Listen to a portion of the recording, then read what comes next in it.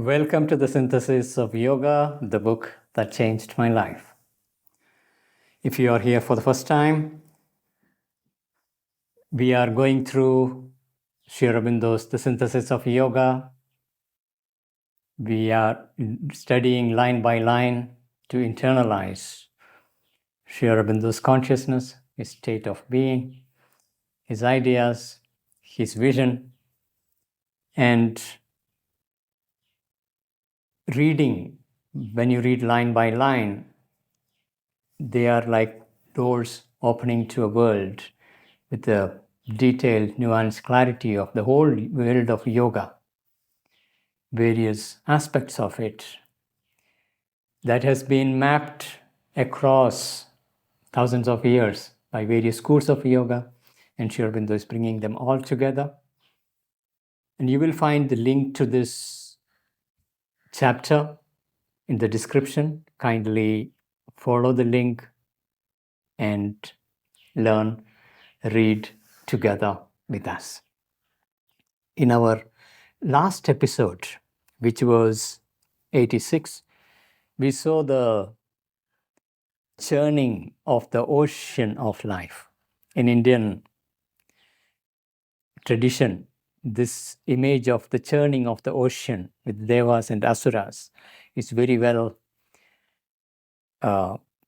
depicted and very popular mythological stories.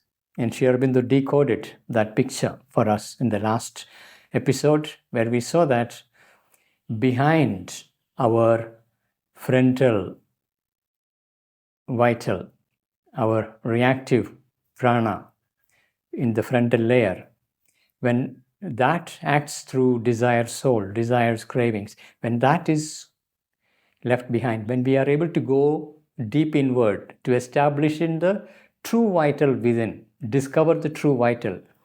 And to do that, we need to calm down or dissolve the frontal vital. When that happens, the inner vital emerges. And that is what brings equality, what Gita had been referring to as equal, inwardly, non-reactive, vast, calm equality. That's the foundation. But Sri Aurobindo is saying equality by itself is insufficient. This is emergence of the true vital, the pranamaya purusha, and its emergence. By itself, it's a ground. The guidance comes from the emerging psychic being that is showing what are the forces at play and which one to reject and which one to surrender to. And the transformation happens on this ground of the vastness of the equality that is established, where there is a descending power that brings the dynamic power. So the equality gives the condition, psychic being provides the guidance of what to surrender to, what to reject. The force that comes to actually direct and transform is the Divine Shakti that descends from above. So we need to get that picture clear. And when this descending force comes, it will also rise up all the stuff that needs to be transformed, brought to its acme, its acute state, so that it becomes visible. It is brought out to the surface for transformation. In that process, all the toxins of the world, inner world that needs to be transformed, will surge up to the surface, and it is inevitable part of it. But that become much safer when the equality is well established and the psychic guidance is there. Then the churning of the inner space becomes safe. The transformation of the shadow becomes safe under these conditions when the Shakti directly acts. Now that is the overview of the picture we have now received. Let's move on to the next episode, that is 87. We are starting with paragraph 26. Part 1, Chapter 6, The Ascent of Sacrifice 2, paragraph 26. In this process, and at an early stage of it, this process of churning, it becomes evident that what we know of ourselves, our present conscious existence, is only a representative formation, a superficial activity, a changing external result of a vast mass of concealed existence. So, what we think of ourselves, what we are aware of ourselves, is just the tip of the iceberg. Behind most of our true being is hidden. We are not aware at all. In the modern Western psychology, it is Freud who initially popularized the idea of the individual unconscious. Then Carl Jung extends it into collective unconscious. Here, the term unconscious covers a broad range of things. In ancient Indian psychology and integral yoga psychology, this whole unconscious is classified into various regions. We will be learning about them. So we have a frontal appearance. That is what we are identified with. As I, me, myself, my self-awareness is limited to the tip of the iceberg. So in this process, and at an early stage of it, in the process of our inner transformation, in the very, very early stage of this inner transformation itself, we become aware of ranges that are beyond what we know of. It will become evident that what we know of ourselves, our present conscious existence, is only a representative formation. It is representing something. It is a formation representing something. A superficial activity, a changing external result. It is not the cause, it is a result, external result of a vast mass of concealed existence. Concealed. We do not have access to it, it's hidden, therefore generally referred to as unconscious in modern psychology. It is concealed existence, we do not have access to it. Our visible life and actions of that life are no more than a series of significant expressions. But that which it tries to express is not on the surface. So this normal response to life, normal surface level of ideas that I believe this is what I really wanted to do, and there is a certain way of doing it and the way of reacting and responding to life. All this like a series of expressions. And these expressions are actually only a result of something else that is hidden. And this is only a surface wave that is forming and expressing itself in certain ways. So our visible life and actions of life, our typical reactions of fear, anger, anxiety, when you try to analyze it, often you find that you're not able to even understand why such a strong emotional response to even things otherwise look trivial, small, but a strong reaction. From where does that reaction come? That is where the larger collective unconscious, individual and collective unconscious come into picture, concealed behind the surface. And that tries to express is not on the surface, but below the surface. Our existence is something much larger than apparent frontal being, which we suppose ourselves to be and which we offer to the world around us. So there is a frontal being whom we offer, personality. Therefore, persona is also meaning it is a mask, a frontal appearance, a cover. In theater, mask is used extensively. On one hand, to amplify and exaggerate various expressions. On the other hand, to express this is a frontal, dramatized expression, formation, whereas behind it is a true person or a vaster existence. So, our visible life and actions of that life are no more than a series of significant expressions. They are significant of something, if you know how to read the significance of outer form. Significant expressions, but that which it tries to express is not on the surface.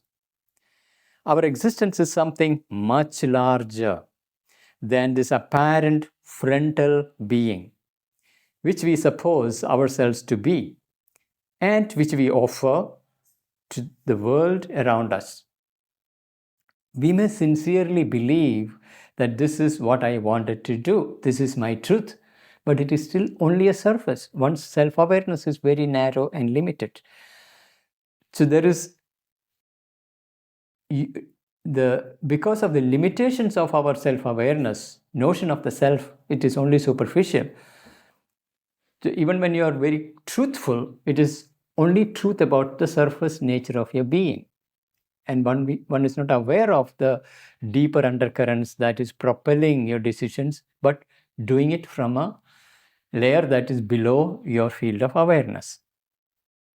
This frontal and external being, used amalgam of mind formations, life formations, physical functionings. These are the three instrumental layers. This frontal being has these three instrumental layers. Mind formations, all our thoughts, imaginations, recurring patterns of thoughts and imaginations and narratives, the stories that is going on in the head, that is our mind formation. Then there is a life movement, all the emotions, impulses, cravings, reactions of the vital energy in us that is recurring and repeating, consistently, repeatedly, going on and on and on, a pattern of behavior, emotional behavior, energetic behavior, sensual behavior. All these are life movements. Then there is physical functionings. Our body is going through its cycles of wakefulness, sleep. And during wakefulness, it is doing its eating, digesting, and there is a whole range of physical functioning that is happening through the body. This is physical functionings that is happening. So mind formations, life movements, physical functionings, of which even an exhaustive analysis into its component parts and machinery fails to reveal the whole secret. So we can study the mind formations, the study of mental thoughts, story analysis of the mental constructs, or dive deeper into the emotional reactions and patterns of emotion, studying of that, understanding these patterns and behavioral patterns of the body, further into physical functionings of various organs and its reaction to things, or narrow down further into molecular level, into all the way genetic structures, how it is operationalizing various things. But these are all operational machinery through which something is expressing. We cannot know the source. We know the process by which something else is using this mechanism to express itself, whether it is the mechanism of biological machinery, starting with the genetic machinery, the molecular machinery, the organisms, the muscular structure, the patterns, organs, everything through which it is expressing itself, or the sensations, the energetic impulse, reactions, emotions, or in the mind as thoughts, narratives, stories, perceptions, the whole cognitive patterns. These are all the outer formations through which something deeper is expressing itself. So, an exclusive analysis into its component parts and machinery fails to reveal the whole secret. So, we had been having, like in the last century, emergence of various methods to go beyond the surface thoughts into understanding underlying complexes, hypnotic regressions and hypnosis and various processes to go beyond the surface. But we are actually beginning to touch upon going beyond the surface to deeper layers, but there is a vast individual unconscious, collective unconscious, and even a universal dimension to it, which yoga has explored extensively in its historic past, and Sri Aurobindo has brought out that knowledge in a detailed map of consciousness. That's what we are inheriting through his writings. So this frontal and external being is a confused amalgam of mind formations, life movements, physical functionings, of which even an exhaustive analysis into its component parts and machinery fails to reveal the whole secret. It is only when we go behind, below, above. Very important distinction here. We are on the surface. From the surface personality, we can go behind the frontal appearances. We can go below what we experience as our self that is located in the upper region. For example, when the self-awareness awakens, it is in our physically in our frontal cortex, in the head region or maximum to the heart region. That is where we experience I, the so-called I is located in this upper regions of the head. And there is what is below. My legs are below. But there is consciousness there. So there is what is the frontal personality in the mind region of the head, and that which is below and all the way to the feet, and that which is below the feet. Everything that is below, and then there is this frontal appearance, and there is what is behind it. Then that which is above the head. In the yogic psychology, there is this Sahasradala Padmam, that is Sahasrara, the chakra just above the head here, from where it opens to the upper regions of consciousness. So these three regions, very, very important for us to recognize what is behind, what is below, what is above. So it is only when we go behind, below, above, into the hidden stretches of our being, that we can know it. Hidden stretches. Our being, I am a conscious being.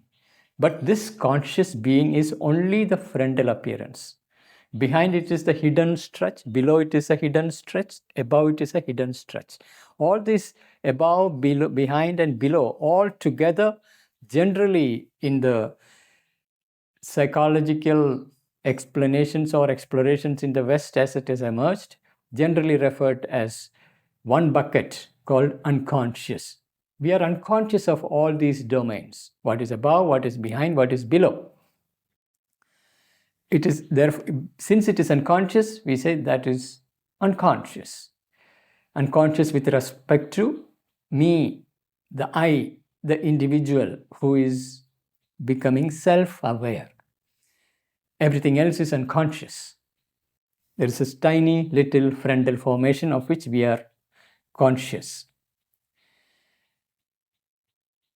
The most thorough and acute surface scrutiny and manipulation cannot give us the true understanding or the completely effective control of our life, its purposes, its activities.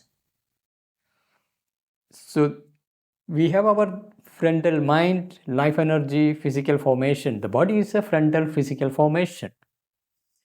And it has its behavior. And this behavior is animated by the life energy and its purposes.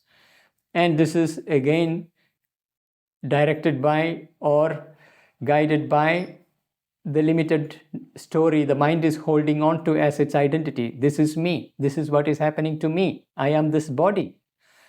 And I must be doing this. I must be competing in this world, which is dangerous. And he is an enemy. This is a friend. And I have failed. Here I have succeeded. I'm good. I'm bad. All these narratives that is going on, these are all frontal formations.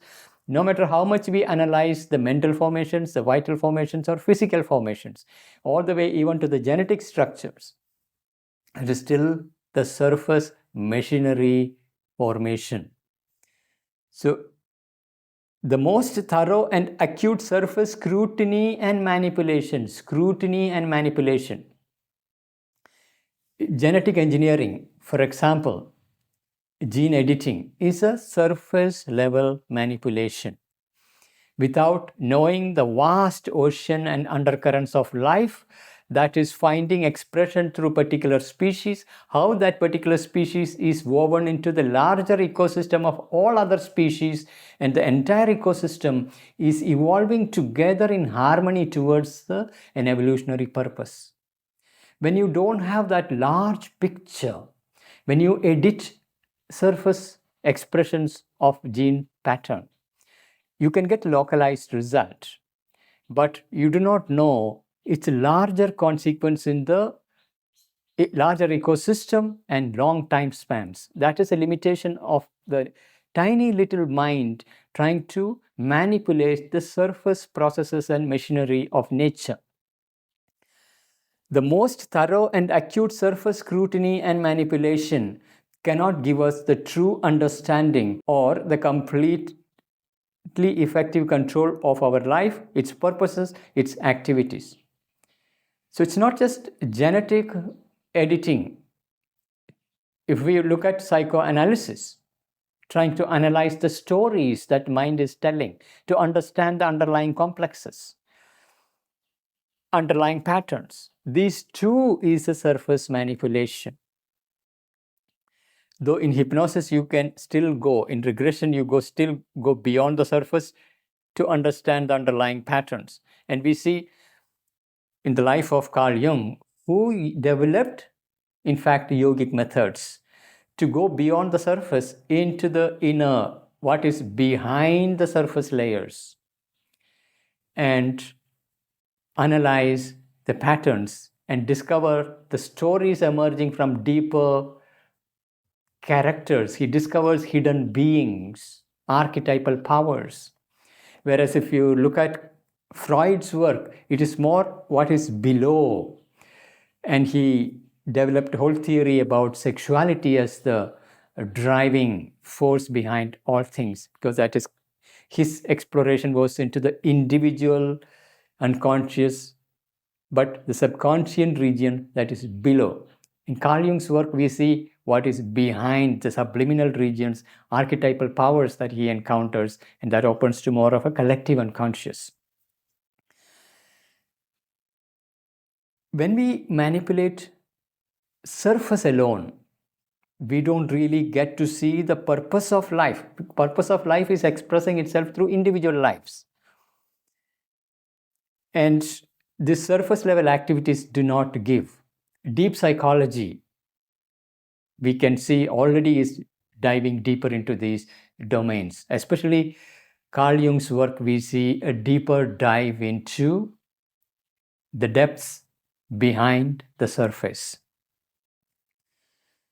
It is only when we go behind, below, above, into the hidden stretches of our being that we can know it.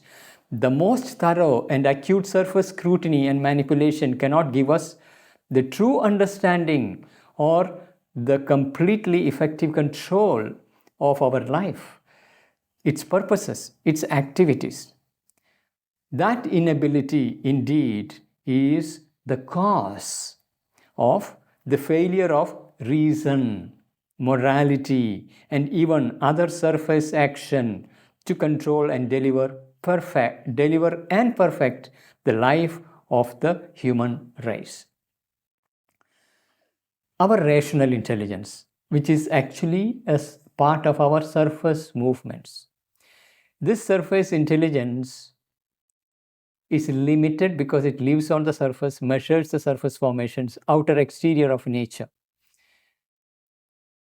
Because it doesn't know what is behind, what is above, what is below, and the forces that is operational in these regions, it fails miserably. And that's why philosophy, no matter how sophisticated it is, through its linguistic, semantic hair splitting, completely ineffective.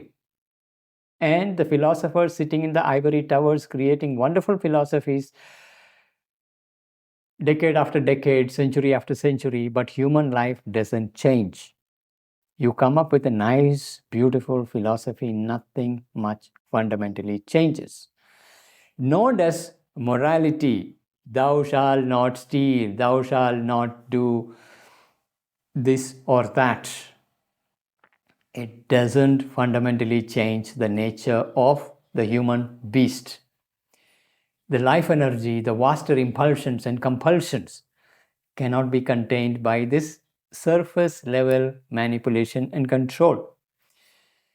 And that's why all the laws of the society, no matter how how much you try to impose it, it will work for some time and people will find one or other ways to break out of the law. And breaking the law, and then there is the police system, the law system, the armies to control it. The whole game of attempt to control life and regulate life by the outer machinery that had been going on fails miserably because of the surface nature. And this is also the reason why we need to understand the whole effort in sustainability. For example, in today's world, sustainable development goals by United Nations, followed by all the nations now. At least there is an effort by many nations, and reducing the whole thing into carbon credits to make our society, its production consumption system more sustainable and more healthy. It is still an attempt to change life from outside through law, through regulation, by measuring carbon credits, carbon footprints. Good, it brings awareness. But human behavior is driven by desire. And on one hand, we are amplifying the desire through the marketing machinery to stimulate desire, to keep the economy going. Unless there is more consumption, our economy cannot grow. In order to have more consumption, we need to stimulate desire in people. When that desires are manipulated, there is a voracious consumption that leads to more pollution, more destruction. And then we are pumping in more money, more technology to correct this pollution. These are all surface level manipulations. Human behavior, the greed for power, the greed for control. As we have seen, the life energy, its very nature is to grow, to expand, to possess, to enjoy, to conquer, to battle. But if this is coming from the surface, desire soul, it is the most destructive thing that we can have. Ego and the desire soul together is the most destructive power. And into the hands of this destructive power, we are now giving, using the scientific knowledge, powerful technologies are handed over to greed, power, lust, and this whole thirst to conquer and control.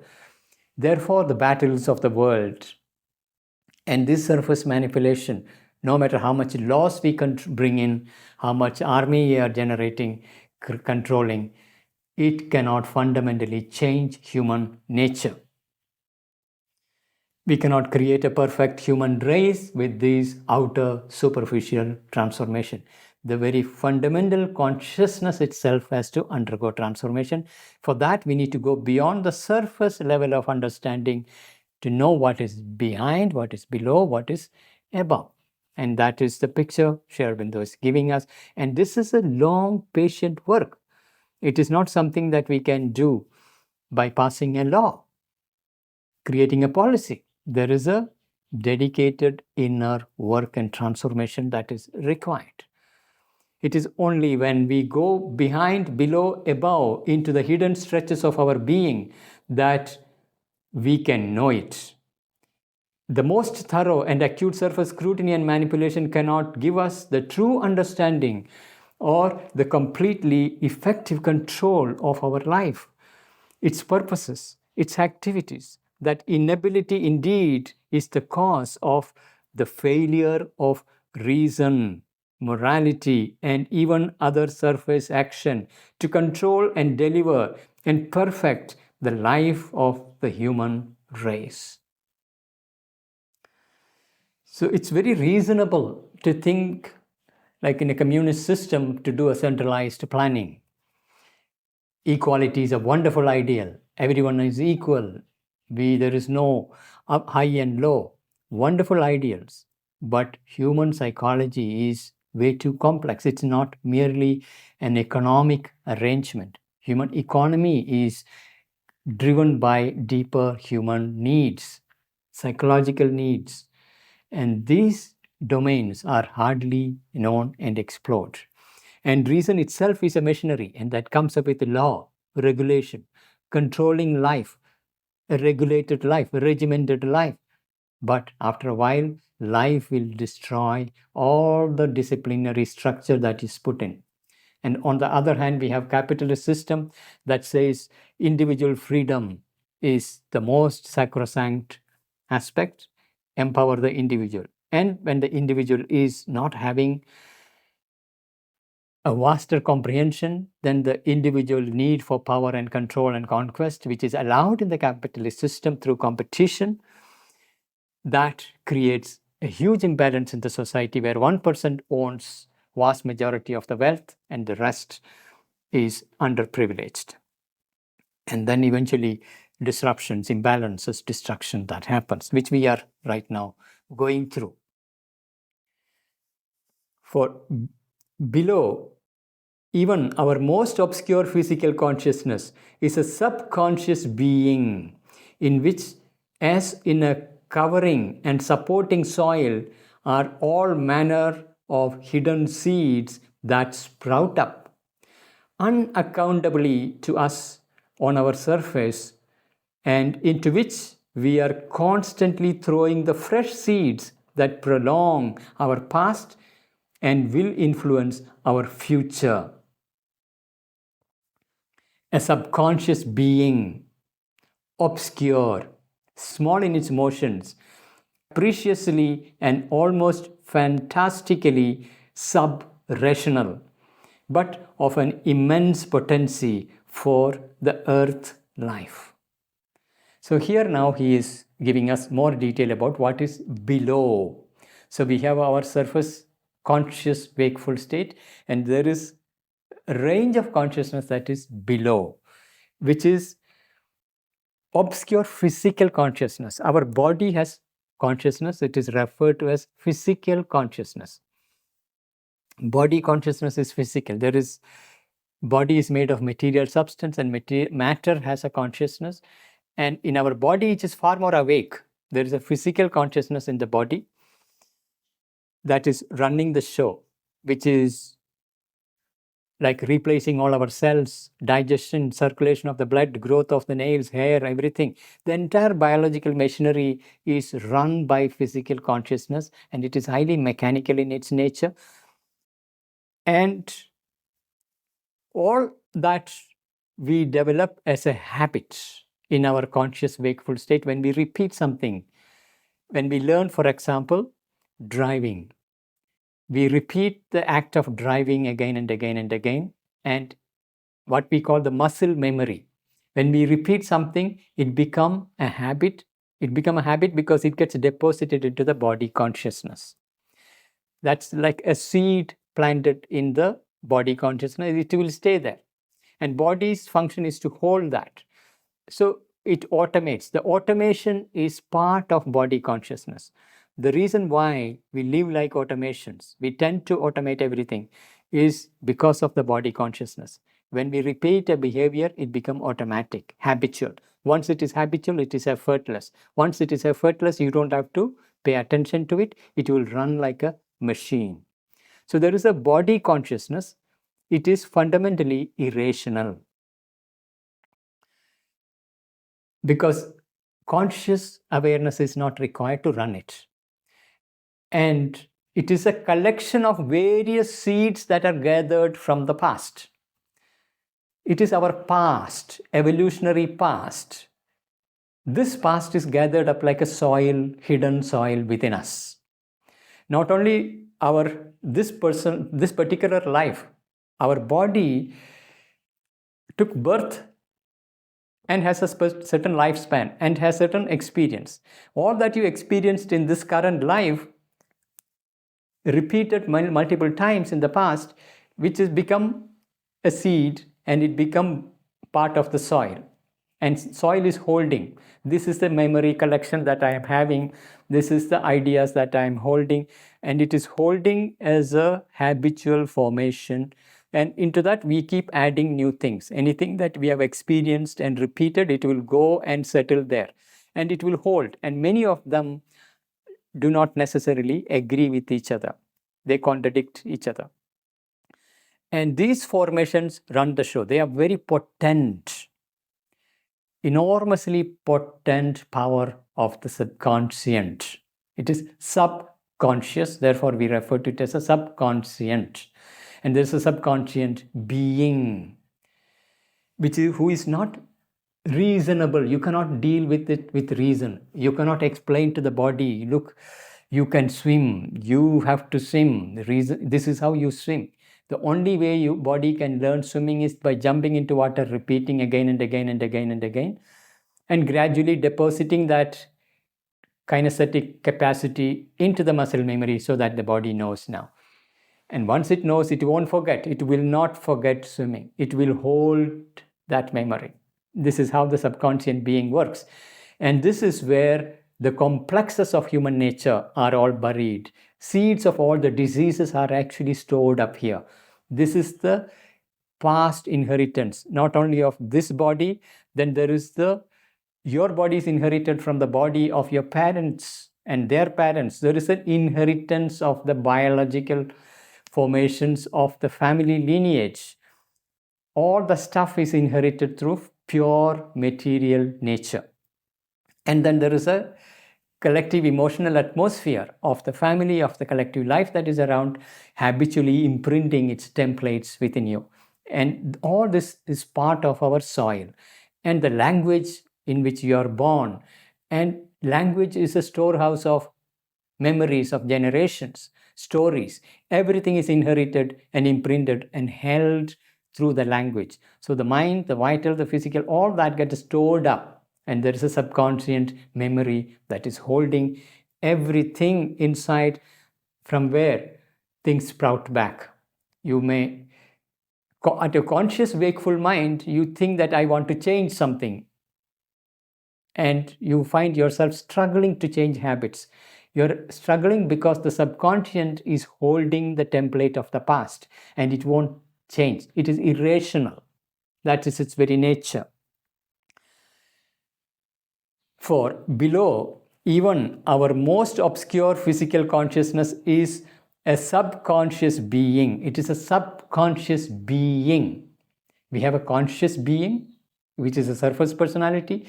Below, there is a subconscious being, in which, as in a covering and supporting soil, covering, because it's in a way hidden, and it's a supporting soil, are all manner of hidden seeds that sprout up.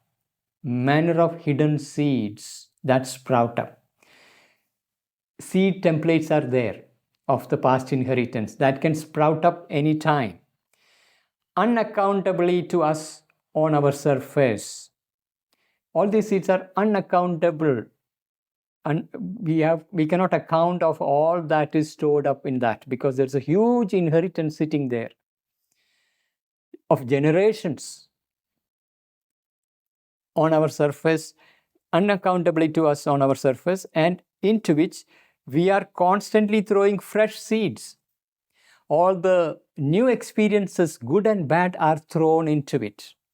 For example, the new generation is adding the mobile addiction. And mobile addiction as a habit gets stored up in the subconscious being of the individual and the collectivity. All that. Or even the positive way of using technology, driving, all the capacities that are developed by the present civilization get stored up in our collective being, and we have that capacity. Positive and negative, everything is stored up, into which we are constantly throwing fresh seeds that prolong our past and will influence our future. These things will continuously perpetuate our past and influence our future.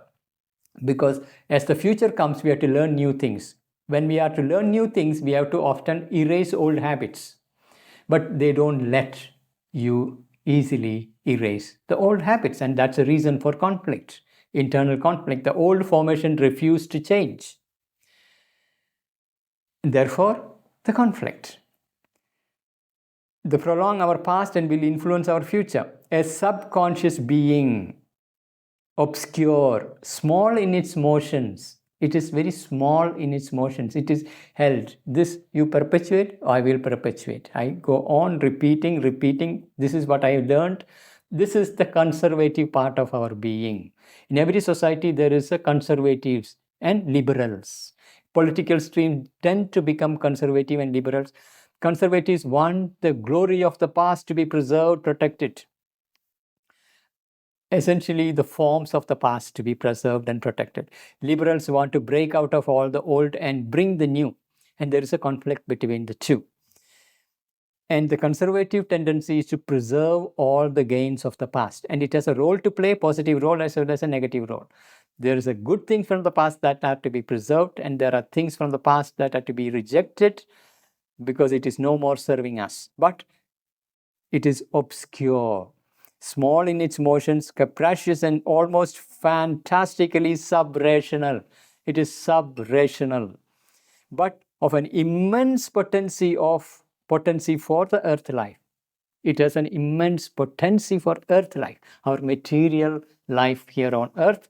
It is necessary because this is what is gathering up all the gains from our evolutionary past, individual and collective evolution. It is preserved and protected, but there is a work to do in terms of cleaning up what is no more necessary, taking forward what belongs to the future, discarding everything else. And nature has a way of cleansing this, and this is where the churning, all that come into picture.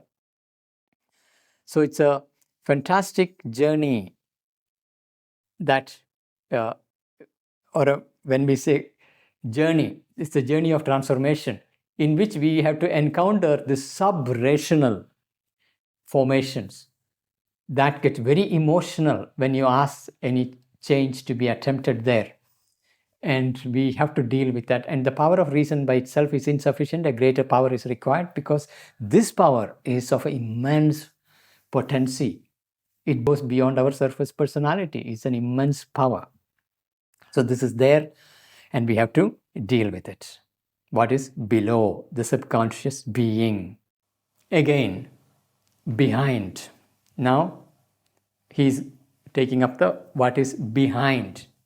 What we have seen is what is below, the sub-rational formations of the past inheritance. That is below. Now, what is behind? Again, behind our mind, our life, our conscious physical, these three instruments. There is a frontal mind, frontal life, frontal physical formation, our body and its consciousness. Behind our mind, our life, our conscious physical, there is a larger subliminal consciousness. Subliminal, liminal. It is somewhat beginning to be or somewhat luminous, but it is subliminous, not fully consciously lit. It is subliminal. Subliminal consciousness. There are inner mental, inner vital, inner more subtle physical. Three instruments. So we have outer mind, there's an inner mind. There's an outer vital, there's an inner vital. There's an outer physical, there's an inner subtle physical. outer physical is our gross material body. It is the gross physical. Behind there is a subtle physical body that is not materially physical. For example, the magnetic field, for example, or electric field, these are not material physical. There is more subtle physical. So behind our mind, our life, our conscious physical, there is a larger subliminal consciousness. There are inner mental, inner vital, inner more subtle physical. Reaches supported by an inmost psychic existence, which is the animating soul of all the rest. So there is a outer mind, outer vital, outer physical. Behind there is inner mind, inner vital, inner physical or subtle physical. Behind it is the inmost, the psychic existence, where the psychic being is emerging, evolving, which is the animating soul of all the rest. This is the true center, an animating soul. This is the one that is evolving, and in order to support that journey is all these instrumental formations that have emerged in the evolutionary process.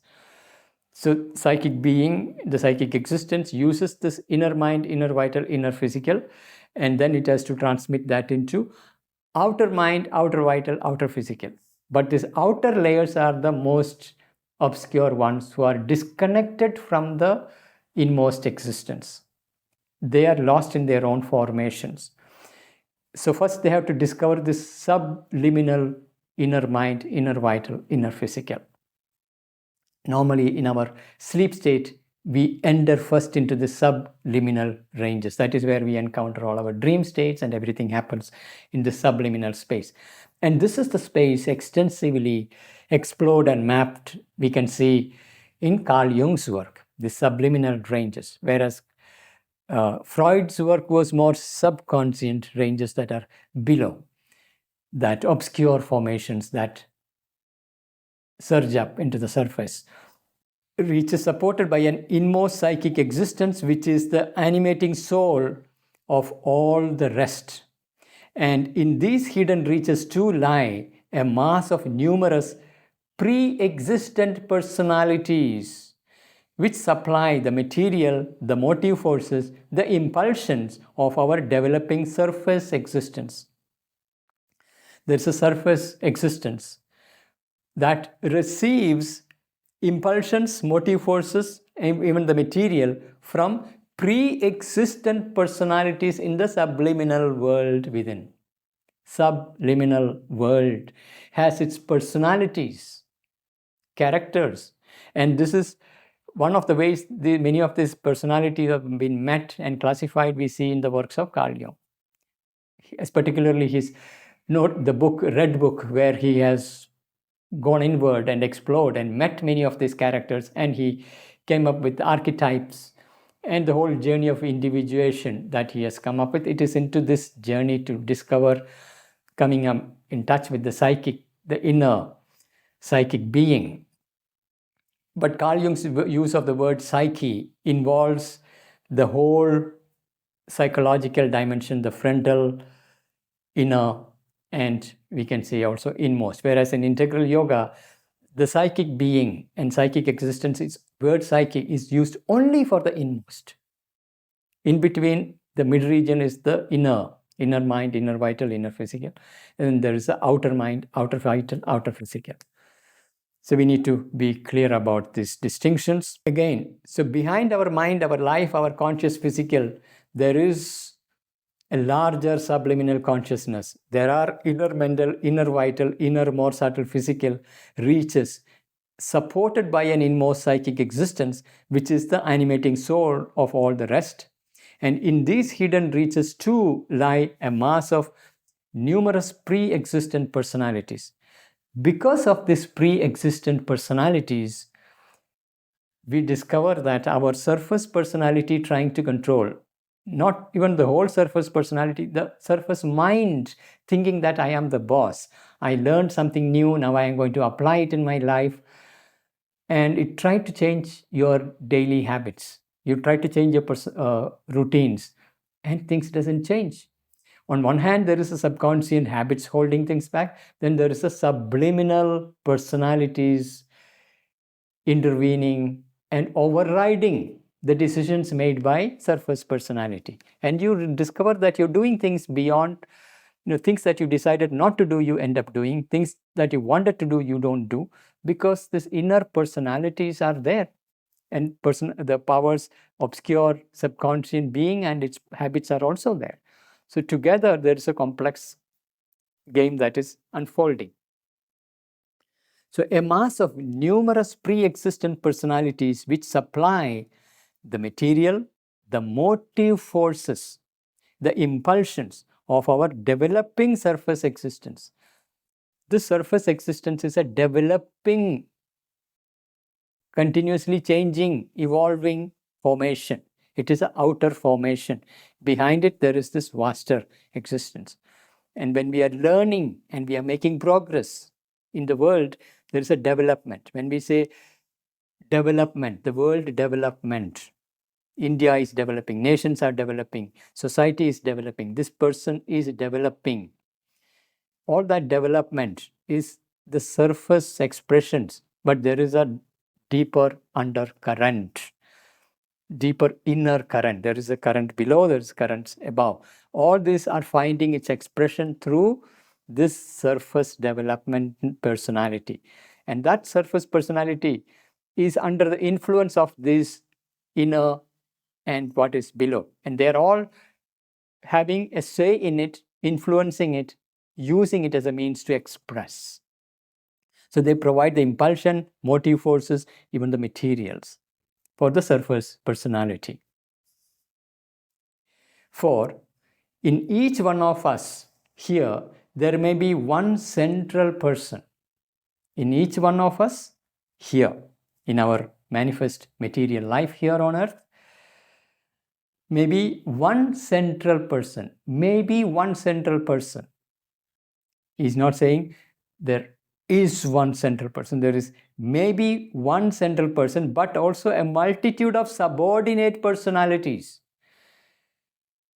Subordinate personalities, one central person, created by the past history of its manifestation. Past history of its manifestation. Now here we need to consider many, many births. Our current body is the latest version, latest model. But there is this evolving soul that has gone through many births across centuries, across millennia, evolving. So there is a past history of manifestation and the personalities of the past experience. These personalities are all hidden in this inner world. Or in each one of us here, there may be one central person. In our current formation, there may be one central person, but also there is a multitude of subordinate personalities. There are these subordinate personalities created by the past history of its manifestation or by expression of it on these inner planes. We have our inner planes, inner mind, inner vital, inner physical. In these planes, there may be an expression of the past personalities, the subordinate personalities. They may find its expression, which support its present play in this external material cosmos. So many of these characters are there behind, that some of them may come forward to play in this life as well, engage, supply its knowledge and materials. So when sometimes you realize that suddenly new gifts emerge, you suddenly know that, I can do this without necessarily having gone through much training. It emerges spontaneously from within. This happens because there is a inner gains from the historic evolutionary past that was behind. And one of those personalities come forward and deliver its experience and knowledge, and it suddenly manifests in the present life that you are having. without necessarily having gone through substantial, extensive training. Whereas when you're acquiring something entirely new, which is not part of your past evolutionary inheritance, then you have to put a great deal of effort to develop that capacity. Whereas when something is aligned with one of those inner personalities that are sub-personalities that are behind, who is coming forward to engage with this current life in you and express its gifts, then you find sudden burst of gifts, capacities, talents spontaneously unfolding in your life.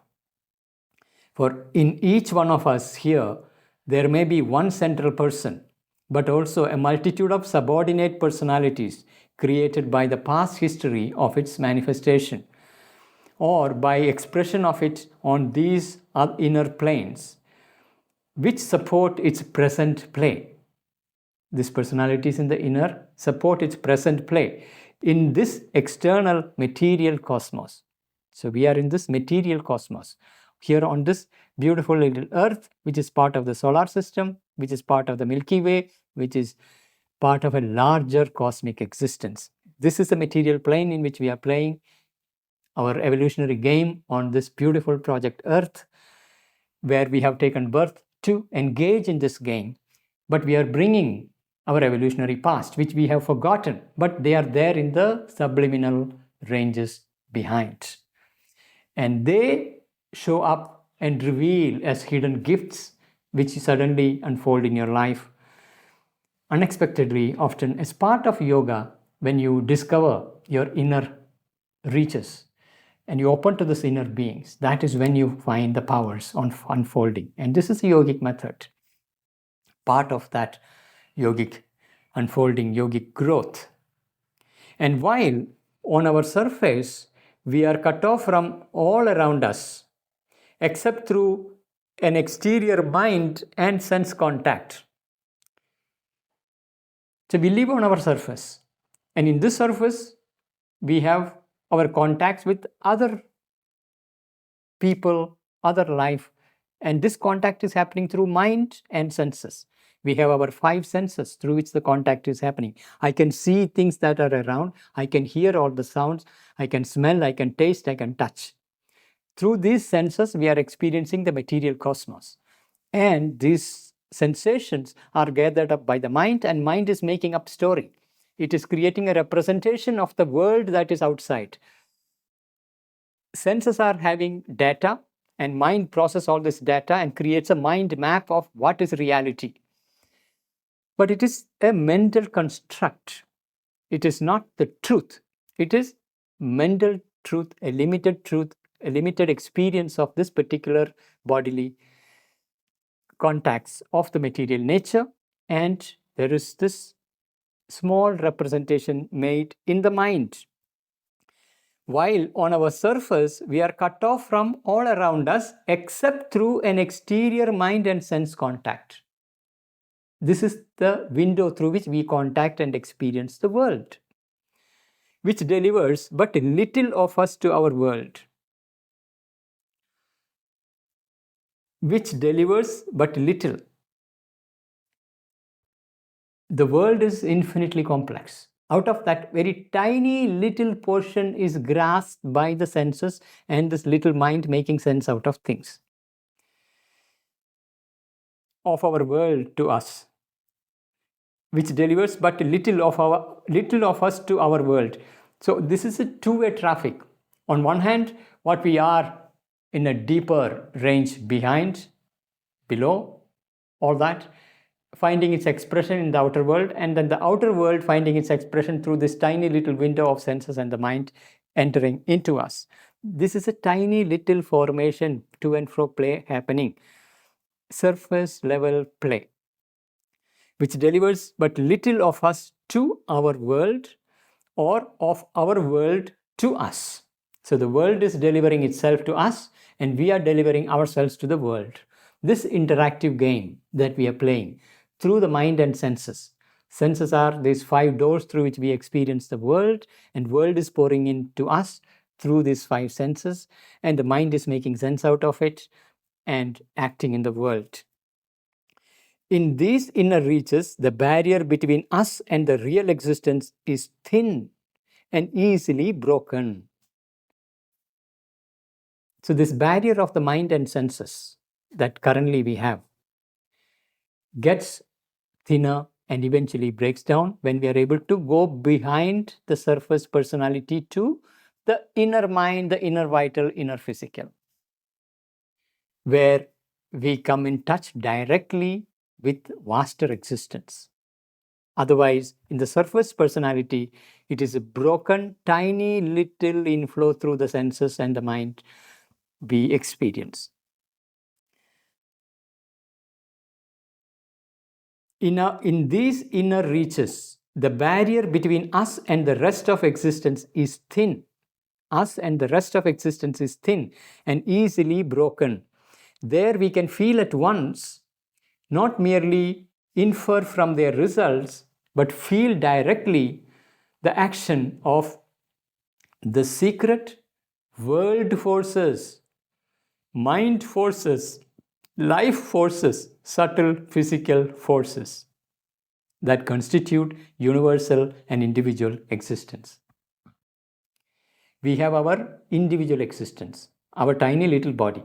This body is part of the rest of the, let's say, 9 billion people.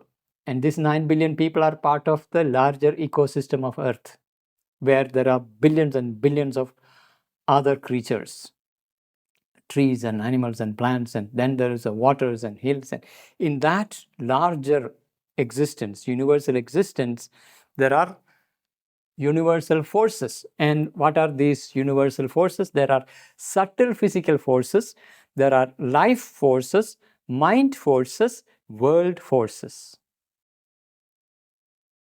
All these are operational.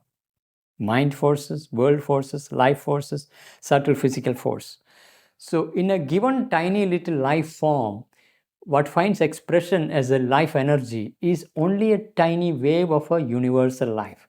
Similarly, what finds expression in an individual mind is only an expression of a universal mind. What finds expression in the one single physical body is an expression of universal subtle physical forces working through all. Then there is a world forces that is operational through all this.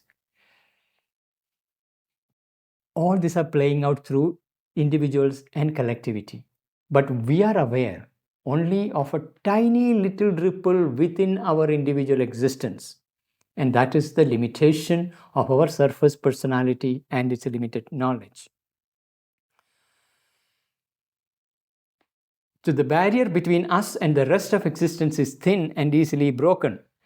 There we can feel at once, not merely infer from their results, inferring from results. That's an indirect way of knowing. You look at some result and you infer. If there is smoke, there must be some fire somewhere. That is an inference. But that is an indirect way of knowing. A direct way of knowing, a direct contact. You feel directly the action of the secret world forces, mind forces, life forces, subtle physical forces that constitute universal and individual existence. These forces compose and constitute individual and universal existence.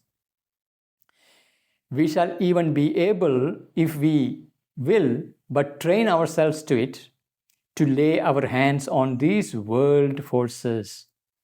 This is the power yoga is bringing in.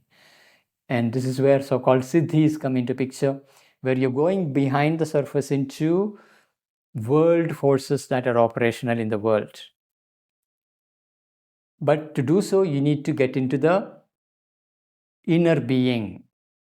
And this is where you come in directly contact with the world forces and its mind forces, life forces, subtle physical forces, through which we can have a mastery over these forces when we are able to go into subliminal regions behind. Lay our hands on these world forces that throw themselves on us or surround us. And these forces are around us as well as they are throwing upon us. Like you're in an ocean surrounds us, and its waves of the ocean is pouring into you and impinging on you. But in this inner domain, we are far more open. The flow become very visible. The tides and the currents become far more visible, directly experiential, a direct inner contact. And you can also operate on this and move things from that directly. To lay hands on these world forces that throw themselves on us or surround us, and more to control or at least strongly modify their action on us and others, their formations, their very movements. So it is possible to control or even or at least modify their impact on us or others, their formations and their very movements in the world.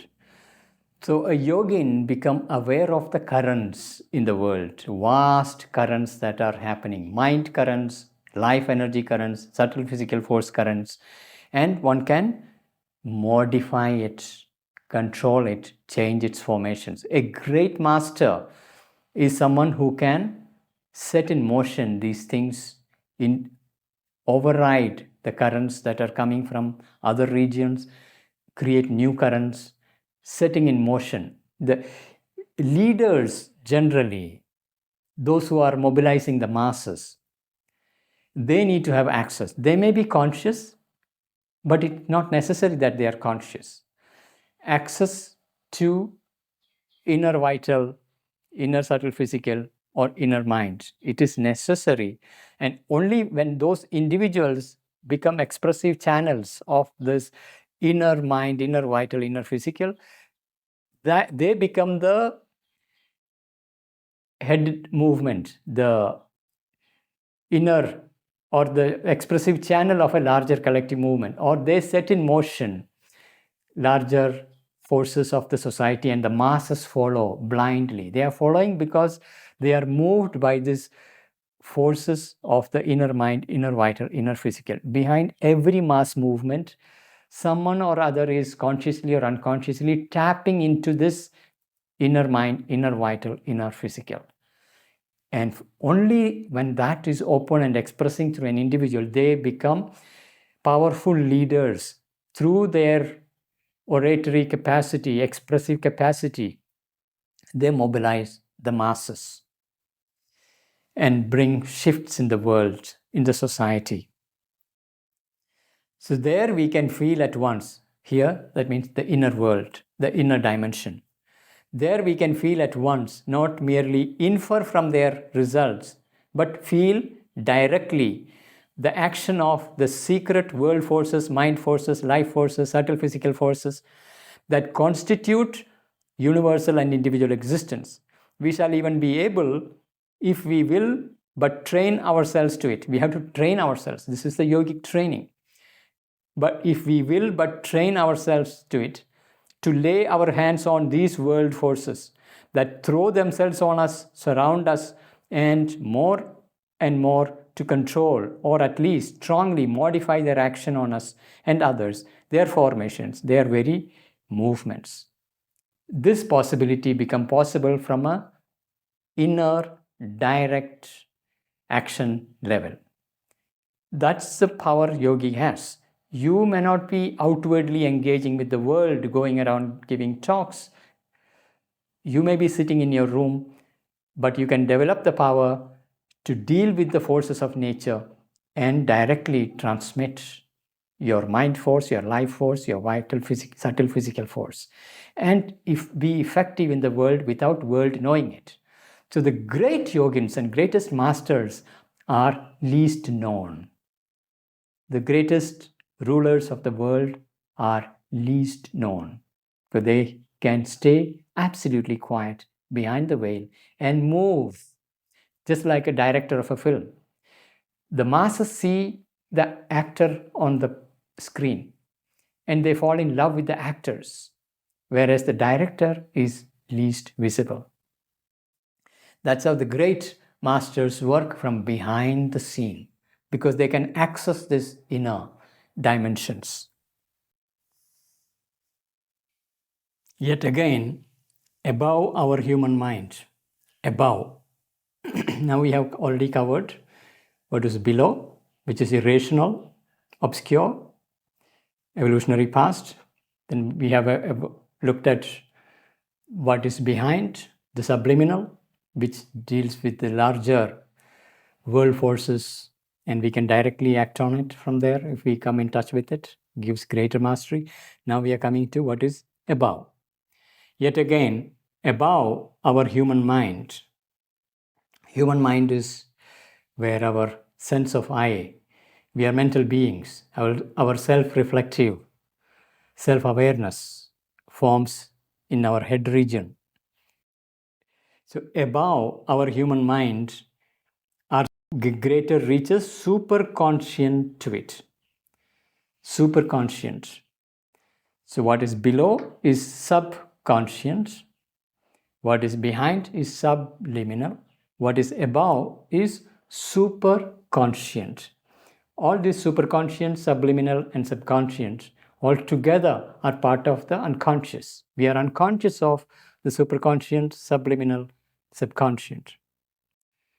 Are still greater reaches of superconscient to it. And from there, secretly descend. Secretly. We are not aware of the forces that come down from above. Descend. Influences, powers, touches, which are the original determinants of things here. Original determinants. To understand this, there is a beautiful statement from Sri Aurobindo where he says, the secret of a lotus is not to be found in the mud in which it is growing. It is to be found in the heavenly archetypes. That is above. That is superconscient. There are ranges of consciousness above, and there are typal, archetypal seeds, powers above. That is the source of everything that is here in this manifest world. This is a yogic vision of truth, yogic vision of reality. It is fundamentally different from the way the modern science is understanding the world, which is through the study of surface phenomena, trying to derive deeper understanding. Whereas in the yogic understanding, it is by subjectively going into the subliminal and things that are superconscient above. There you discover the original determinants. This is where fundamental primary determination happens. When the greater archetypal powers decide this is what will unfold here in this material world, that is what gets transmitted down. And that influence is coming down. Secretly descend influences, powers, touches, which are the original determinants of things here.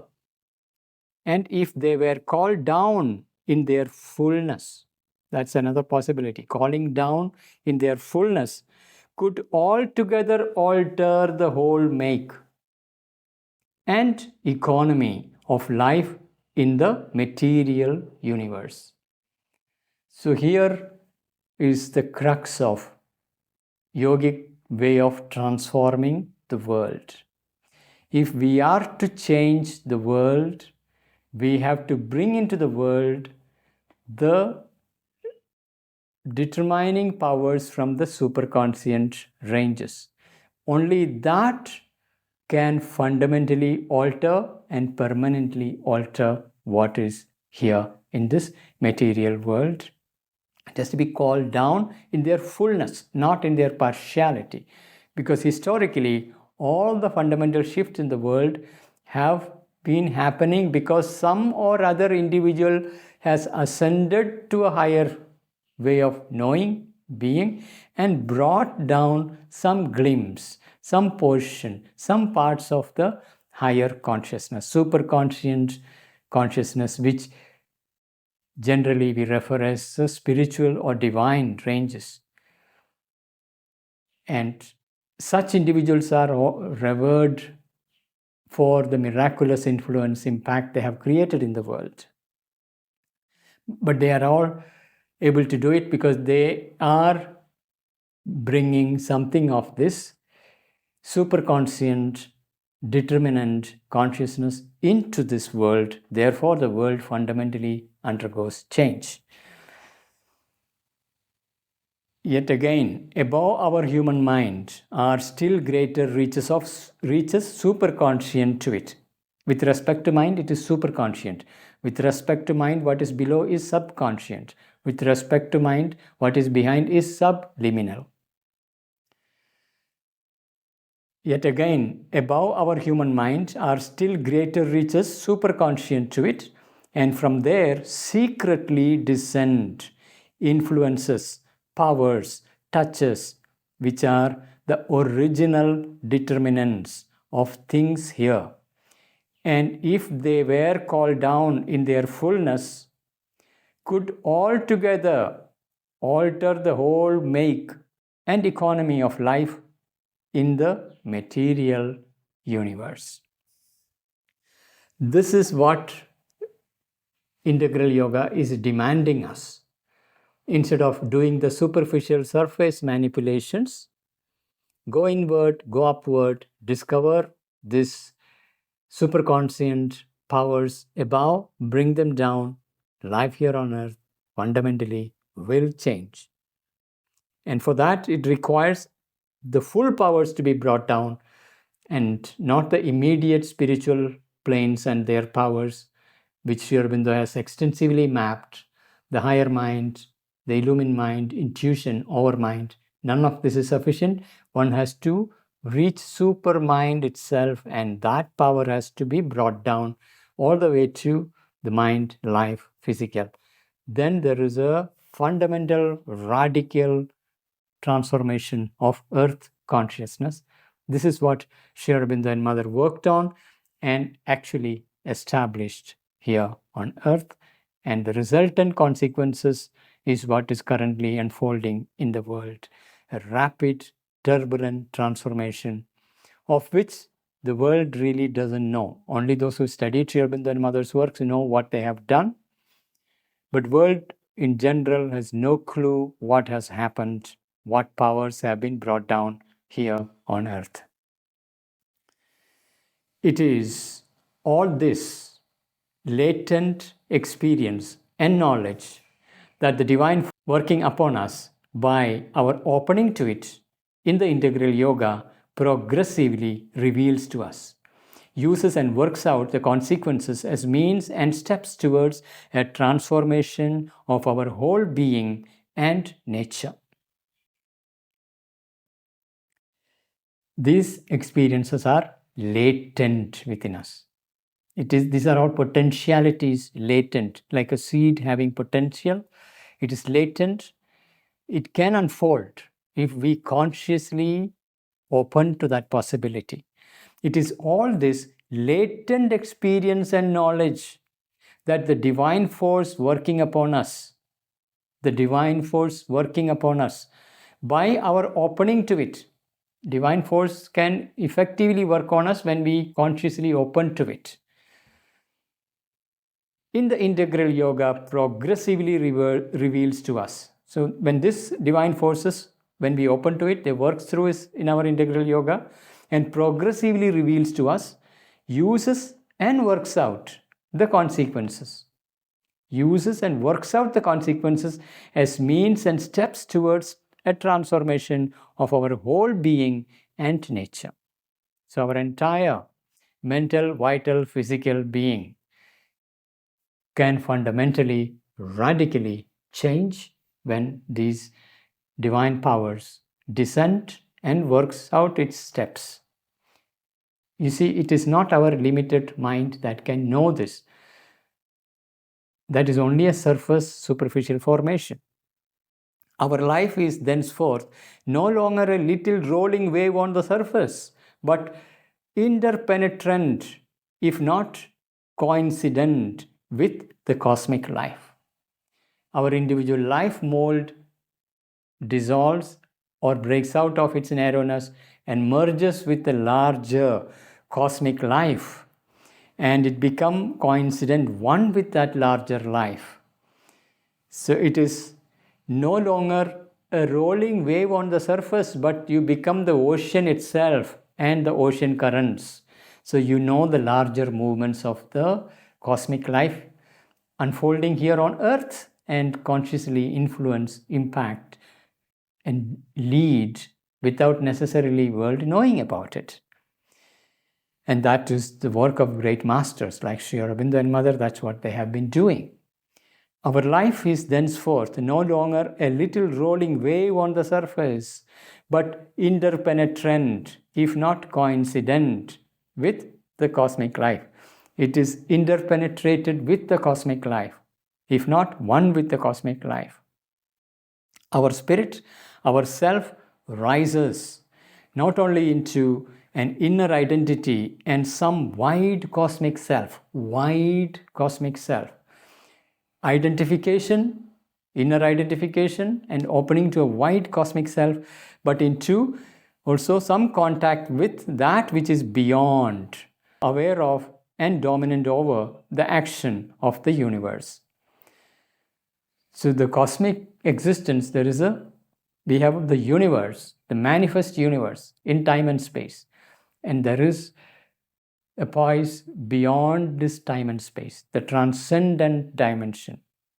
So one can move from surface existence to inner and expand into the larger universal life, universal mind, and ascend into spiritual dimensions of the cosmic existence, and even transcend the cosmos, the manifest universe. So all this become possible within the human vessel. So our spirit, our self, rises not only into an inner identity with some wide cosmic self, but into some contact with that which is beyond, though aware of and dominant over the action of the universe. So this transcendent existence is aware of this cosmic existence here, universal existence here. It is aware and it is also dominant over it. It is presiding over it. And that possibility is open to this tiny little creature called human being. We think of ourselves to be tiny little small things, but we are droplets whose parenthood is the ocean. We can merge back to the ocean, become the ocean, know this vaster cosmic existence. It is thus by an integralization of the divided being. Remember, we have this surface personality with its division, surface mind, surface vital, surface physical. Then behind it, there is inner mind, inner vital, inner physical. And there is inmost the psychic being. Then there is what is above the superconscient, what is below the subconscient. Subliminal is this inner mind, inner vital, inner physical, and in the depth of the subliminal is the psychic being. So all this is there, and we live on the surface in a divided, fractured, tiny little existence. So it is thus by an integralization of our divided being. Integralization is where the discovery of the psychic being that provides the psychological center, who is the delegate, the central being below of the central being above, which we have already covered in our past episodes. Based on that center, there's an integration of the outer, inner, and inmost, and then the vertical, physical, vital, mental, and that which is above and that which is below. Everything gets integrated. There is an integralization of our divided being, that the divine Shakti in the yoga will proceed to its object.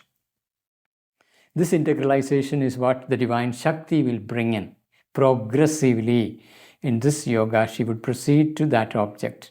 Liberation, perfection, mastery are dependent on this integralization.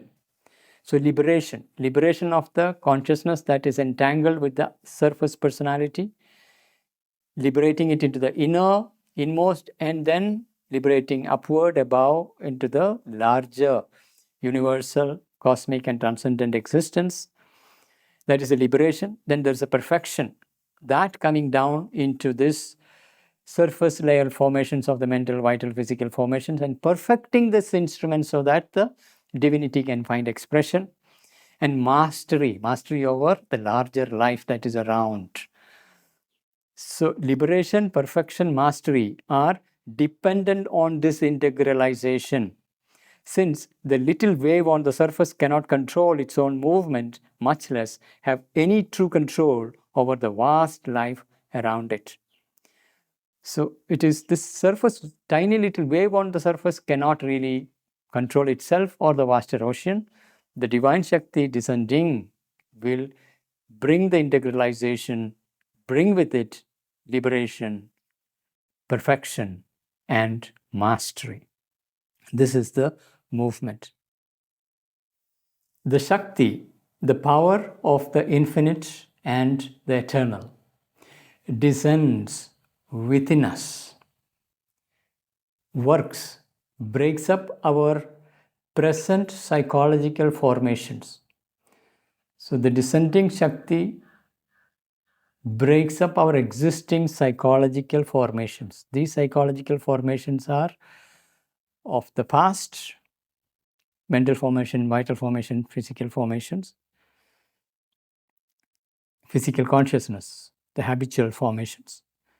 Breaks up our present psychological formations, shatters every wall. We operate within our comfort zone and boundaries, habitual boundaries. All these walls gets shattered, widens, liberates, presents us with always newer and greater powers. So the Divine Shakti enters in us. It breaks our current existing formations. It widens, liberates, and presents us with always newer and greater powers of vision, ideation, perception. Vision. Our normal vision is only of this material, physical nature. And that, as it becomes increasingly subtle, you begin to see that which is beyond the physical material nature, into the subtler dimensions, into the vital worlds, into the mental worlds. You begin to see deeper and deeper.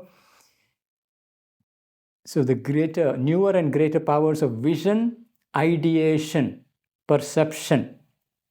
Our normal ideation is limited within the narrow groups. All that opens up to wider forms of ideation and perception. And newer and greater life motives. Life energy in us has its motives that are of a surface life, limited life, and it gets widened, and greater motivations enters, enlarges, and new models increasingly the soul and its instruments. So the Shakti entering with the support from the soul below, these are the two linked. And there is a growth of the soul, the divine consciousness within us, and its instruments. All the instrumentation finds its enlargement with the descending movement and action of the Shakti. Newer and greater life motives enlarges, and new models, increasingly the soul and its instruments, confronts us with every imperfection. So in that process, it will bring out the thing to be transformed. Every imperfection is brought forth into our conscious awareness. Confronts us with every imperfection in order to convict and destroy it. Opens to a greater perfection. Does in a brief period the work of many lives or ages, so that new births and new vistas open constantly within us. So this Shakti, coming from a greater divine wisdom, knows what is to be destroyed. It is not a limited mental right and wrong perspective. It is coming from a vaster understanding of divine harmony and action in the world, in which this tiny little human instrument, what is its potential, what is its capacity, how its limitations can be stretched and opened up, broken. So the divine wisdom enters and it breaks open all this, brings out limitations, destroys them, removes them, expands, enlarges towards a greater perfection, and does in a brief period the works of many lives or ages. So it's an incredibly accelerated inner transformation that now begins to unfold when we are opening to the Divine Shakti and her action. And the kind of transformation which would take many lives will be done in a brief period. So that new births and new vistas open constantly within us. There's a new birth of higher divine powers within us. And the new vistas, new areas of action and possibilities are constantly opening within us with the power of the Shakti taking up this work of transformation. The Shakti, the power of the infinite and the eternal, descends within us, works, breaks up our present psychological formations, shatters every wall, widens, liberates, presents us with always newer and greater powers of vision, ideation, perception, and newer and greater life motives, enlarges, and new models increasingly the soul and its instruments. Soul is the evolving soul within us. Evolving soul and its instruments confronts us with every imperfection in order to convict and destroy it, opens to a greater perfection, does in a brief period the work of many lives or ages, so that the new births and new vistas open constantly within us. So this is a constant progression by the Divine Shakti's direct action within us. But of course, there will be the periods of rapid progress, periods of rest and assimilation. All that is part of that comprehensive working of the Shakti. Expansive in her action, she frees the consciousness from confinements of the body. This is one of the first things happen. That is, our normal sense of identity is so bound to the body and our consciousness is limited within the body. These confines are broken and consciousness enlarges and expands. It frees up from the identification with the body. We learn to distinguish between our pure being, our pure consciousness that is independent of the body. So when this identification with the body is loosened up, when we are able to settle in the being which is independent of the body, that's where we move inward into the inner dimensions, into the deepest dimensions, and widens. And it can go out in trance or sleep or even waking state. 3 conditions he's saying. This body, the consciousness liberating itself from the body, disengaging from the body, it can go out in a state of trance. This is what is normally sought after. Yogins sitting in a trance state, which is considered with a high reverence, that the consciousness has withdrawn from the body and there is absorption into other states. So it can go out in trance or sleep. That's another option. During sleep condition, you can walk out of the body. Third is even waking state. Even in your waking state, the body, the consciousness can walk, move out of this body,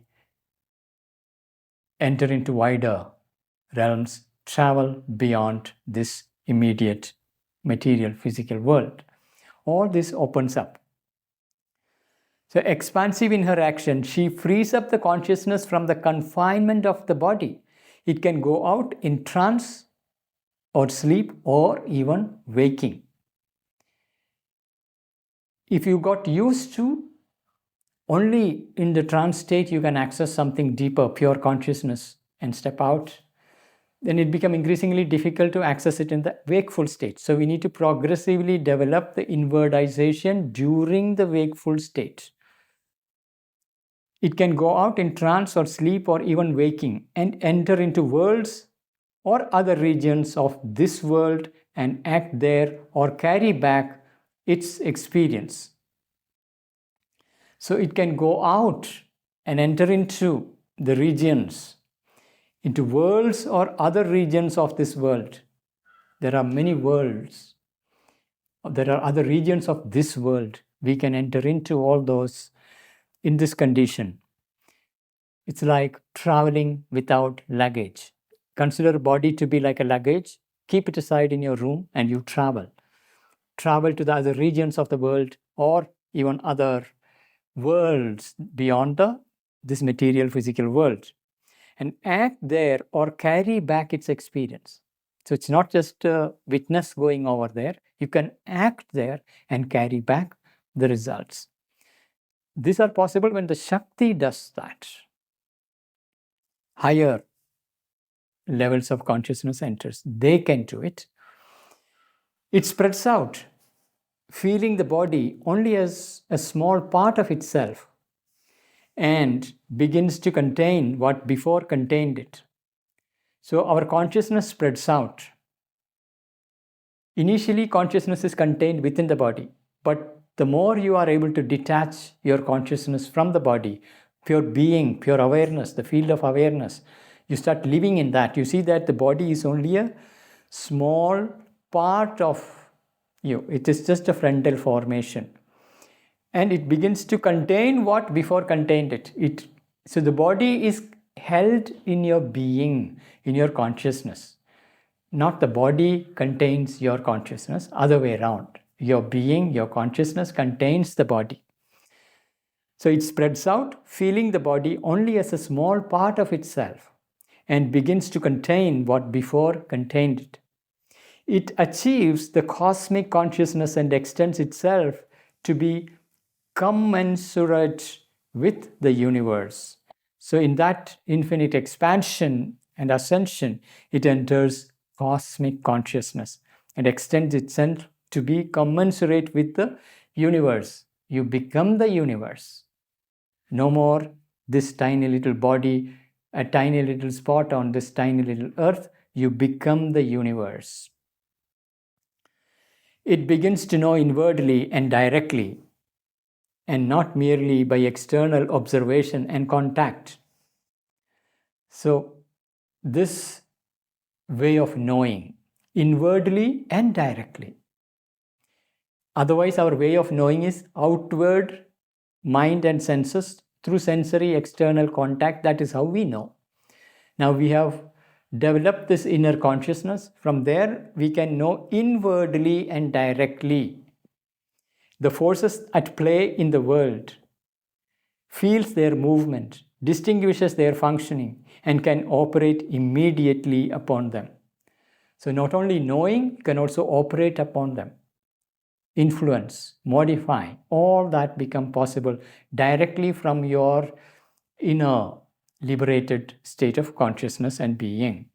As the scientists operate upon physical forces, accept their action and results in our mind, life, and body, or reject them or modify, change, reshape, create immense new powers and movements in place of the old small functionings of the nature.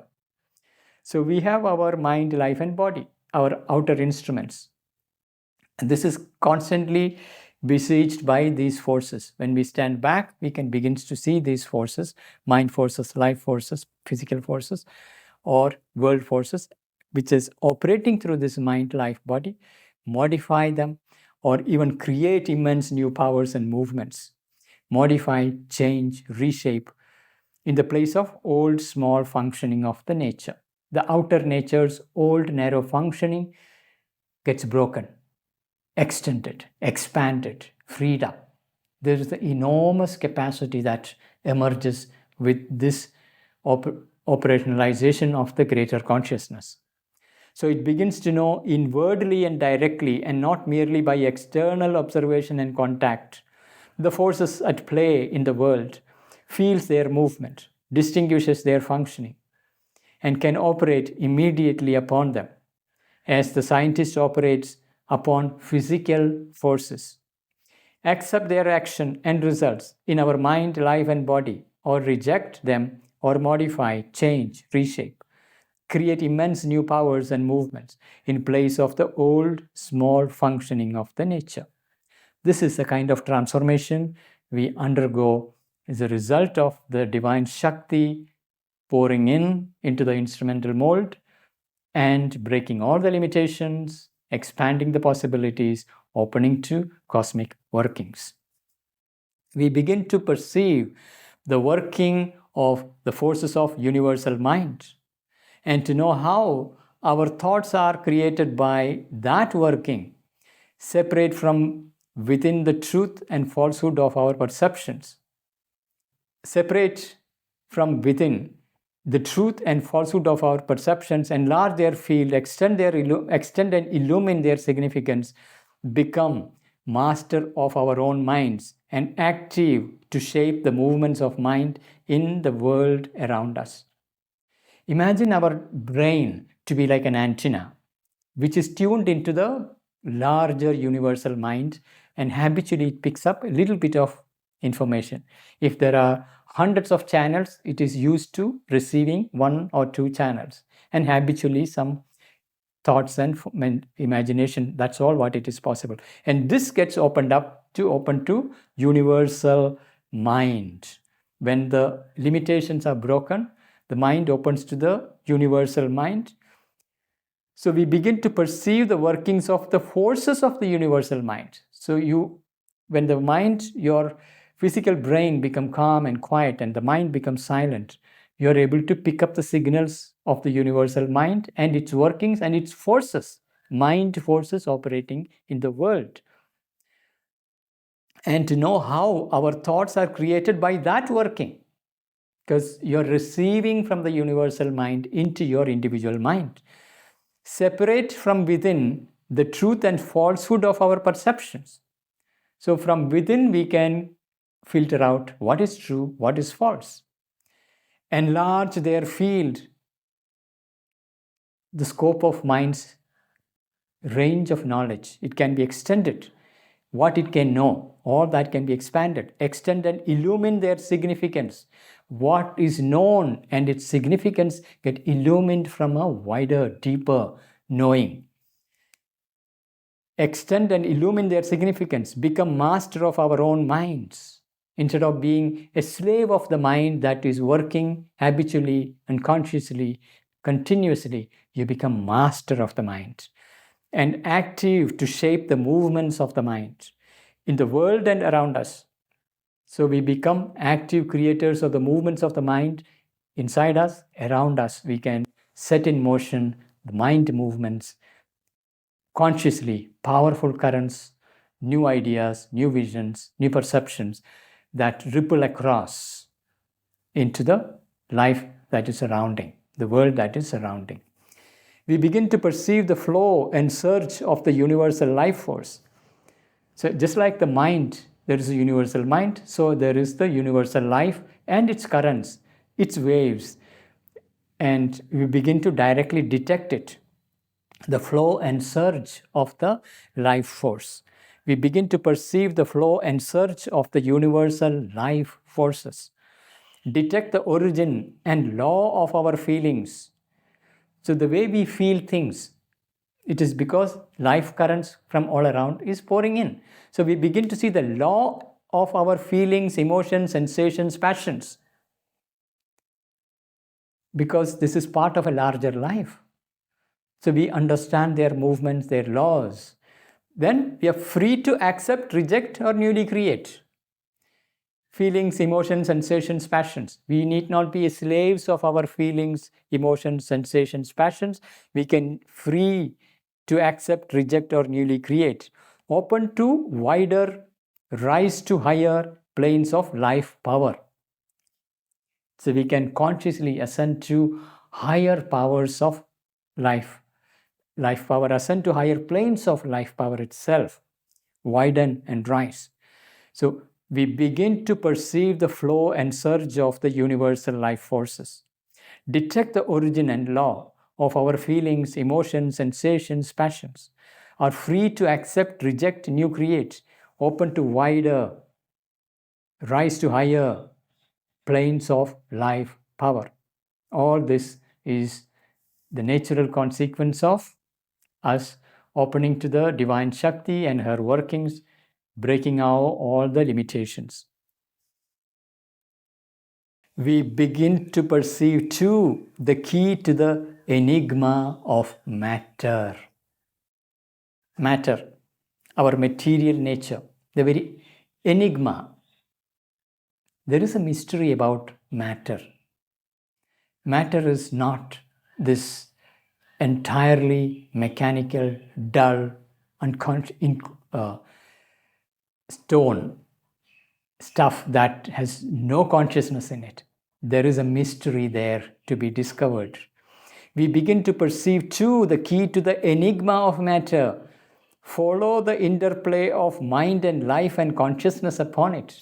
There is an interplay of consciousness in matter, life in matter, mind in matter, and matter undergoing a transformation with the play of mind, life, and fundamental consciousness. Discover more and more its instrumental and resultant function. It's an instrument and it's a resultant of mind currents, life currents, and vaster consciousness flowing through. So its instrumental role, its resultant function, all that become very clear. And detect ultimately the last secret of matter.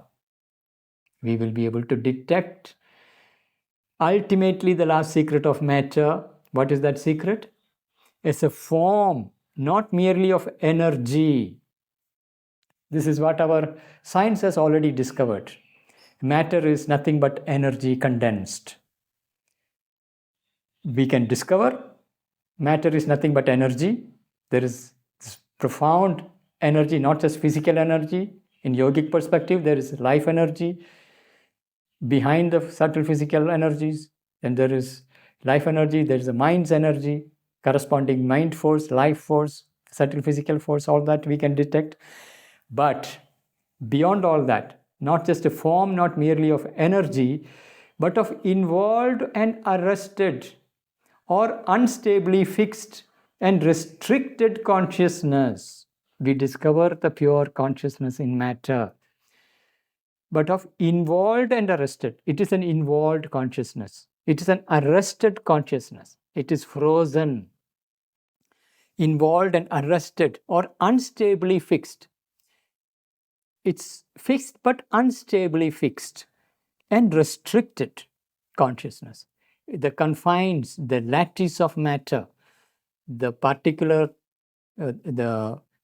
structures, atomic structures, these are all frameworks in which consciousness is restricted, fixed, unstably fixed, arrested, involved, and begin to see the possibility of its liberation. This involved consciousness in matter can be liberated. And plasticity of response to higher powers. We can also bring in plasticity in matter to response to higher consciousness. Right now, we are engaging with matter, material nature, through our mental consciousness and putting material mind and its rational intelligence and consciousness into matter. Even our creation of artificial intelligence, which is an extraction of mind involved in matter, intelligence involved in matter, we are doing it from the mental consciousness, and matter is responding to it. But if we able to access even ranges above the mind, and the matter can be made responsive to the higher consciousness, the possibility of its liberation and plasticity of response to higher powers. Matter can actually respond to higher powers. Its possibilities for the conscious and no longer the more than half inconscient incarnation and self-expression of the spirit. So there is, in the current state, it is a half inconscient incarnation and self-expression of the spirit. Matter is an expression of the spirit, but it is a half inconscient incarnation. Spirit in a sleep state, in a trance state in matter. One can go beyond that by making matter more responsive. When we are able to open to greater conscious powers of the spirit from above, that is brought in and poured into the molds of matter, matter itself will evolve and become a living, responsive, expressive material medium for the spirit to express its ananda, its Sachidananda. So this become possible. So we begin to perceive too the key to the enigma of matter. Follow the interplay of mind and life and consciousness upon it. Discover more and more its instrumental and resultant function. Instrumental and resultant function. It is from the higher consciousness, determinant consciousness, the directives come and it progressively move into mind, into life, into matter. And matter is the result. It's a resultant and it's an instrumentation for expression of the spirit. So instrumental and resultant function, and detect ultimately the last secret of matter as a form, not merely of energy, but of involved and arrested or unstably fixed and restricted consciousness. And begin to see too the possibility of its liberation and plasticity of response to higher powers. Enlightenment of matter itself, enlightenment of body itself, its possibilities for conscious and no longer the more than conscious, more than half inconscient incarnation and self-expression of the spirit. This is where the divinization of the body, divinization of the matter come into picture. A vision that we don't find expressed, articulated in the ancient teachings. Sri Aurobindo takes upon this dimension. There was an attempt to divinize material body through Hatha Yoga, but as we have seen in the early chapters of the Synthesis of Yoga, they were using mechanical methods to divinize the body. The native power of the spirit, this is where Sri Aurobindo is bringing in the supramental power that alone, when it is brought down, that can take up this divinization of the very material substance. And this is the possibility integral yoga is bringing in, the evolutionary yoga, where it is the material body itself will be divinized. The divinity in the body, the mystery of the body. In the body, the divine love and its embodiment, everything become possible with the supramental manifestation. All this and more becomes more and more possible as the working of the Divine Shakti increases in us. Against much resistance or labor, so there will be resistance and labor as the Divine Shakti is entering and working through us, and lot more will become possible. Labor to respond of our obscure consciousness. Labor to respond of our obscure consciousness. Our normal consciousness is very obscure. Through much struggle and movement of progress and regression and renewed progress, necessitated by the work of intensive transformation of a half inconscient to a conscious substance, moves to a greater purity, truth, height, range.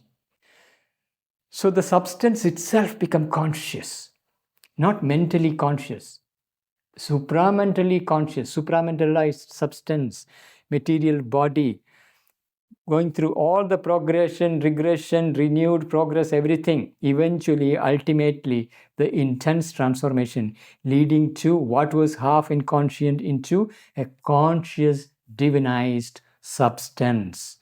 Moves to a greater purity, truth, height, range. Purity, truth.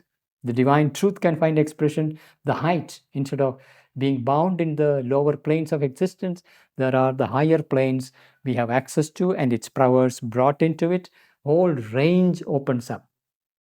So all this and more becomes more and more possible as the working of the Divine Shakti increases in us. Against much resistance or labor to respond of our obscure consciousness, through much struggle and movement of progress and regression, and renewed progress necessitated by the work of intense transformation of a half inconscient into a conscious substance, moves to a greater purity, truth, height, and range. All depends on the psychic awakening in us. That is the key. The psychic being within us has to awaken, and the completeness of our response to her and our growing surrender. So when the psychic being in us awakens and recognizes her, the Divine Mother, the Divine Shakti, pouring in from above, receiving it consciously and surrendering to her, this is the key to integral yoga and its transformation. Everything is a consequence, byproduct. So the first movement is moving inward to discover the psychic being, then opening upward to the Shakti pouring in from above. And in their joint action, the transformation unfolds. This is an inner psycho-spiritual movement. It is not a mechanical method. It is a movement in consciousness, a direct method of consciousness. Our consciousness waking up in the mind where we have become self-aware. Then instead of being entangled in the outer world, we turn inward to discover subtler dimensions, discover inner mind, inner vital, and beyond that, true psychic being. And then opening to the Shakti's action, because the psychic being shows here is the action of the Shakti. Surrender to that and reject the movements of the lower nature. That enables our beautiful, easy, but incredibly powerful and intense transformation that has never happened on Earth. And here is the time. An evolutionary transformation of our species through this process can unfold. And these forces are already set in motion. It is operationalized on Earth. And that is what disrupting everything in the world. And we are in that transitional chaos. So all depends on the psychic awakening in us, the completeness of our response to her, to the right response to her and our growing surrender. This will define the path, surrendering to the Divine Shakti, guided by the psychic being within us. So we have seen how from the surface personality, there is what is below, what is behind, what is above, and inmost the psychic being. And the whole journey of transformation, discovering of the psychic being, opening to what is above, and what is above pouring down into the instrument and transforming what is below, and the entire instrumentation getting divinized. With that, we come to the end. Thank you for being with me in this journey. Those who are new, kindly subscribe so that you can keep in touch. You get intimation, notification. Make sure that you click on the bell icon so that you get notification for every new episode. And please do share your journey, your insights, your joy. Thank you. See you next week.